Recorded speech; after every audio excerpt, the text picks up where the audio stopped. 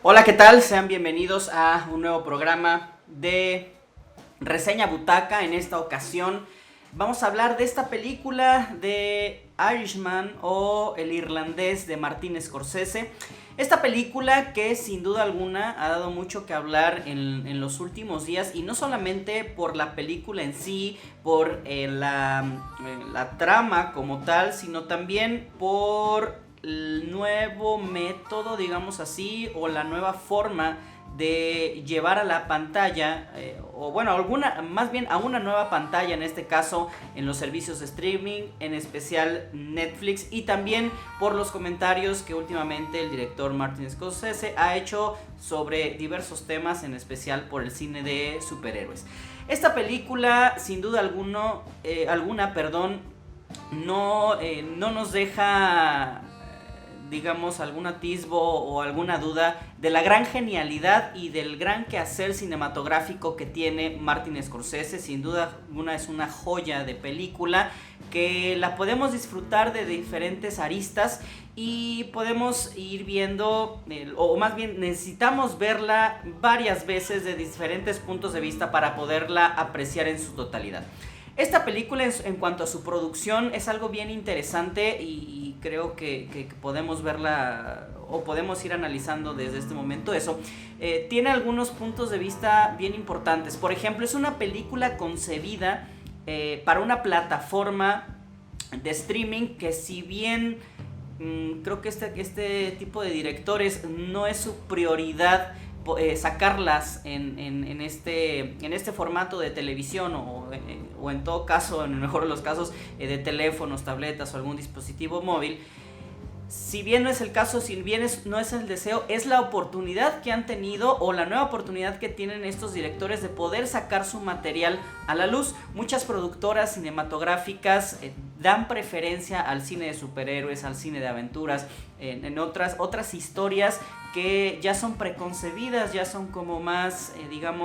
comida rápida, por llamarlo de alguna manera, y que estas producciones con una profundidad y mayor, y con directores de la talla de Martin Scorsese, las relegan un poquito porque a veces la taquilla no es, o más bien la producción, en cuanto a Hollywood se refiere, la taquilla es lo importante, y muchas veces estas películas no son tan taquilleras o dan muchas limitantes a los productores o a los directores. Martin Scorsese eligió Netflix porque le dieron completamente libertad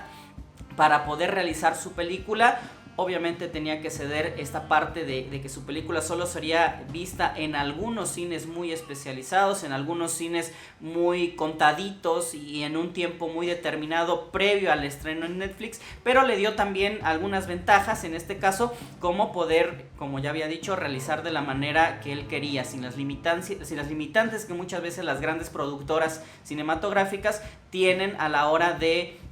realizar este tipo de cine, ¿no? Esta película, a pesar de que es, tiene el estilo de Scorsese claramente, creo que es una película bien particular. Podríamos hablar incluso que es como un epílogo crepuscular de todo este drama, o de todo este ímpetu del cine de gángsters que caracteriza a Martin Scorsese. Podemos hablar de Casino, de Buenos Muchachos, etcétera, etcétera, un sinfín de películas que tiene el director, donde ya no vemos este ímpetu, estas marchas forzadas, esta acción repentina, este cambio de matices, este cambio de acción en los personajes, sino ya es una película un poquito más tranquila en ese aspecto, pero no por ello es mala. Al contrario, creo que es la película más personal, al menos de las películas de gángster de este género que adora Martin Scorsese, y que nos deja ver un poquito más a esos personajes, a esa,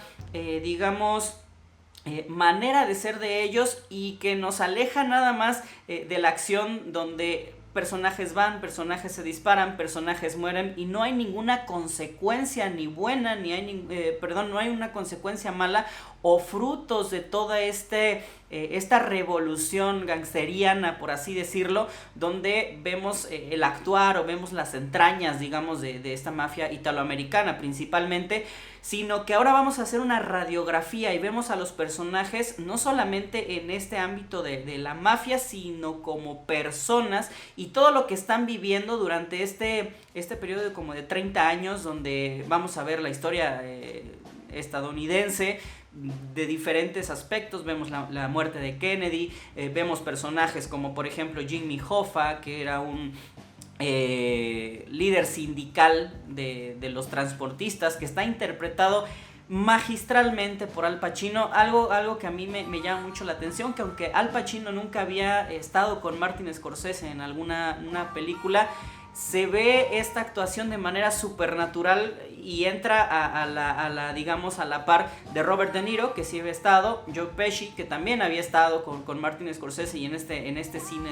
de gangsters. Y yo creo que esa naturalidad deviene, principalmente, bueno, porque eso es muy buen actor, pero también como ya lo conocemos de las películas del Padrino, entonces entrar a este mundo de gángsters es como bien natural, ¿no? Este triplete de personajes, o este triplete de actores, Robert De Niro, Al Pacino, Joe Pesci, es una dulzura verlos. Creo que a nivel interpretativo estos personajes, más bien estos actores, perdón, tenían tiempo que no hacían esta delicia y esta tan meticulosa actuación. En parte creo que el que va moviendo un poquito, aunque Robert De Niro podríamos decir que es el personaje principal y del cual parte toda la historia, creo que Joe Pesci es el que va moviendo, digamos, o los va como forzando a que tengan estas interpretaciones formidables los actores. Entonces es la vida de Frank Sheeran, este veterano de la Segunda Guerra Mundial, que pues es un transportista que se dedica a transportar carnes, y finalmente conoce a Joe Pesci, que es Russell Bufalino, que es un gángster, ¿no? de bastante buen nivel, pues que lo invita a formar parte de esta sociedad o de esta mafia. Y bueno, pues como él no tiene pues un mejor empleo y quiere mejores oportunidades para su familia, acepta. Algo bien interesante, que bueno, posteriormente conoce a Al Pacino y a Jimmy Hoffa, ¿no? para estar, digamos, en esta dualidad de cómo podríamos decir, de lealtad entre estos dos personajes, que sin duda alguna podemos ver a Robert De Niro al principio de hacer mancuerna con los tres, porque pues tienen un fin en específico, pero después como los dos patrones, por así decirlo, se van alejando uno de otro, estamos viendo a Robert De Niro entre la espada y la pared, y es precisamente ahí donde el personaje va evolucionando y va haciendo o tomando decisiones que pueden ir afectando no solamente la vida de alguno de los dos patrones, o jefes, sino su vida misma y su entorno familiar. Creo que Robert De Niro es bien difícil verlo, o este personaje de Frank Sheeran, su manera de expresar sentimientos es bien complicada. Sin embargo, sí se van dilucidando ciertas cosas, sí se van comprendiendo que se siente triste, que se siente preocupado, que se siente inclusive feliz o orgulloso de quien ha logrado ser, gracias a Bufalino y a Hoffa, pero es muy reservado, quizá porque viene de la Segunda Guerra Mundial, pero vamos a ver así a este personaje sin altas y bajas emocionalmente hablando en cuanto a la interpretación. Sin embargo, vuelvo a repetir, hay flashazos de Robert De Niro que nos puede dar una luz de cómo se siente el personaje. Creo que Martin Scorsese ha expresado últimamente precisamente que no le gusta el cine de superhéroes, o para él no es un cine muy precisamente en esto, por la cuestión de los personajes, donde no se les exprime, donde no se los exige. Robert De Niro, Martin Scorsese es como bien, digamos que les cae bien sus personajes, o sea, siempre los trata bien, los apapacha, o sea, no los ha exprimido tanto. Pero en esta película creo que los lleva al filo de la emoción y al filo del ¿y ahora qué voy a hacer? ¿Ahora qué qué decisión voy a tomar, y es lo que hace, creo que yo, muy bien esta película, que vuelvo a repetir, es una serie de flashbacks en todo momento. Aunque es complicada, no es en ningún momento enredada, creo que se entiende bastante bien en todo momento, y pudiéramos perdernos, sobre todo si no conocemos muy bien a los personajes, si no conocemos la historia de Estados Unidos, al menos en esta temporalidad, pudiéramos perdernos en algunos momentos, pero creo que volvemos y regresamos de una manera rápida a la trama de la película, que vuelvo a repetir, es una trama de unos gángsters que simplemente empiezan o hacen su trabajo en esta agrupación, y que el personaje principal empieza a tener ahí problemas un poquito, ¿no? Creo que esta película, vuelvo a repetir, es más personal, no es tan movida, no es con tanta acción, pero por fin vemos desenlaces no tan buenos, o veríamos desenlaces dramáticos, por ejemplo, Los Infiltrados, donde todos mueren, ¿no? De alguna manera, pero no vemos las consecuencias de esta soledad que van a encontrar principalmente los personajes, tanto de Jimmy Hoffa como de Frank Sheeran, como el propio Bufalino, donde van perdiendo familiares, donde van perdiendo, y no solamente perdiendo físicamente o por causa de muerte, sino porque los mismos personajes o misma familia se va decepcionando de los actos que ellos van cometiendo durante su vida. Entonces vamos viendo personajes gángsters donde no solamente son matones y desgraciados y de sangre fría, sino que van sintiendo ese abandono y esa soledad, y que al final se queda Frank Sheeran como testigo de todo esto que ha pasado, ¿no? Creo que para él hubiera sido preferible una muerte trágica, como muchos otros personajes, pero él se queda como testigo, y es precisamente quien cuenta todo este proceso que ha vivido, y termina en la soledad totalmente, ¿no? Que su familia lo rechaza de una u otra manera,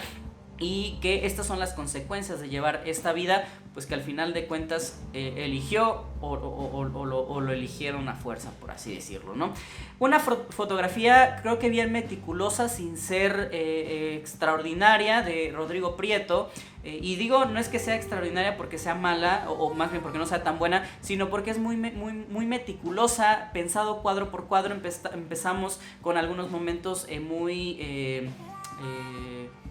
se me fue la palabra, no extremos, sino muy, digamos, coloridos, aunque oscuros, coloridos, y digo oscuros porque es el cine noir, un poco que también toma Martin Scorsese, y hay momentos así en los restaurantes, en las calles, donde hay oscuridad, pero también hay tonos rojos, tonos luminosos, pero después como que va suavizando la película, y creo que esto es a propósito, donde vamos viendo ya los personajes cada vez pues avejentándose, donde ya les va costando un poquito más todo este tipo de cosas, y terminan volviéndose cada vez pues más humanos, y olvidándose un poco de esa vida cruel que llevaban. Entonces, vuelvo a repetir, creo que la película está llevada así, como un epílogo, como una conclusión de todo este cine de gángsters, decir, bueno, todo esto pasa, toda esta matanza, toda esta maldad, pero al final de cuentas va a quedar estas consecuencias, que es la soledad de aquellos que entraron en este mundo. Por ejemplo, los epílogos en el teatro o en mucho tiempo era precisamente para un descanso de todo el drama y toda la revolución que se tenía. Entonces era un reposo, un descanso. Entonces yo creo que esta película es precisamente eso, un reposo de toda esta vida, que obviamente vemos acciones completamente gangsterianas, pero ya con matices un poco más descansados. Vemos la vida de los personajes fuera de eso, fuera de esa vida de gángster, y interactuar con familias, con situaciones bien comunes, bien cotidianas, y es ahí donde Martin Scorsese decide en esta ocasión quedarse. Vuelvo a repetir, como una especie de crepúsculo. No sé si el director es como, no es como despidiéndose como del cine tal cual, sino despidiéndose quizá de este cine de gángsters que él ama, que le gusta, diciendo, bueno, todo esto pasó, todo esto tuvo consecuencias, y al final queda en una soledad total, y esto es lo que tengo que contar. Obviamente está basado también por ahí en un libro de Charles Brandt que se llama me parece que se llama... Escuché que pintabas casas, una cuestión así, hace una referencia en la película. Esto de escuché que pintabas casas, o los pintores de casas así llamaban a los gángsters, ¿no? Por una referencia a los disparos en la cabeza y salpicaban las paredes. Entonces era como una manera de decir, escuché que pintabas casas, ¿no? Entonces es basada en esta película, pero con una libertad de guión a cargo de Steven Sailan. No sé si se escribe, se pronuncia Sailan, que pues también está a cargo de otras películas o de otros guiones como La lista de Schindler o American Gangster. Entonces pues sabe, digamos, un poquito manejar esta cuestión. Y bueno, esta película de verdad es bastante interesante poderla ver. Si tienen oportunidad de verla en el cine, háganlo, porque siempre se van a perder algunos detalles ya a la hora de verla en una televisión o en un dispositivo. Pero si no, bueno, próximamente por ahí del 27, 28 de noviembre ya estará disponible en Netflix. Y bueno, pues esa es la reseña crítica de esta noche. Esperemos que les haya gustado esta reseña crítica. Si les gustó, mándenla o compártanla con sus amigos. Si no les gustó, bueno, pues háganlo con sus enemigos para que se duerman un rato. Y espero que pasen un excelente fin de semana, una excelente próxima semana. Chao.